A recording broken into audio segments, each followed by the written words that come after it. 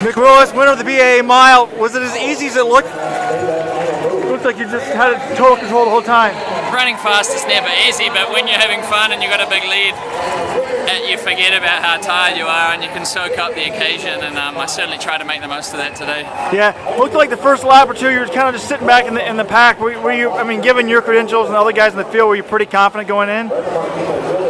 In addition to the credentials, I know that I'm sort of semi-peaking for these early season races, whereas these guys are probably a bit heavy-legged from training. So I knew I should have the measure of the field so long as I stay on my feet. So I was trying to hang back early so I could watch what people were doing and not get caught up on those tight corners and get a feel for it. Yeah. Is it fun to have a big crowd like that? Oh, it was amazing. I'm sure the fans seemed to love it. I heard them raise a little bit, so why not? So I did the old raise the roof, and they bought into it. So it wasn't, hopefully it didn't come across the wrong way, but you got to make the most of it in the sport when you can. Yeah, it looked great. I actually was mad I wasn't filming the finish. I was just kind of sitting here waiting. I am as well. I would love to watch it. Hopefully somebody's got it. Maybe they'll put a clip on it in the marathon.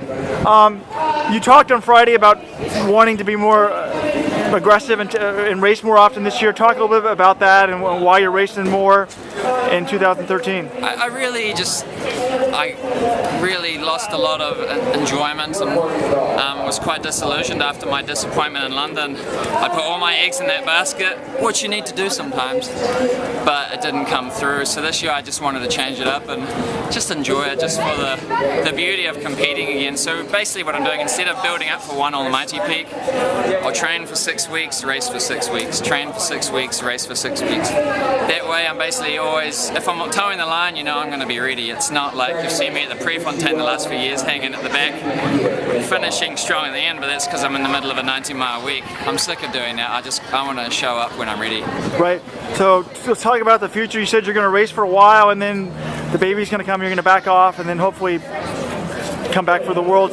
So when is the baby due, and what races do you have scheduled? So I'll finish this early season with the Prefontaine Classic, and then the baby's due at the end of June. But you never know with babies, they have their own timing.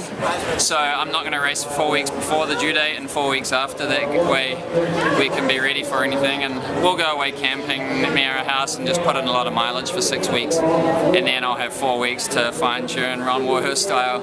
His workouts work so well, but too well sometimes. As you saw last year, I got ready for Monaco, but then I fell flat by the game. So I know 4 weeks is enough to get me ready for the World Champs. Right, now that seems like amazing planning. Did you somehow plan to have the baby right in this window? Are you that good of a family planner, or is it just... I'm not sure if I'm allowed to comment on all of that preciseness of it. All right, well good luck with the season. Seems like you're in great form, and good luck with the baby. Hey, thanks so much.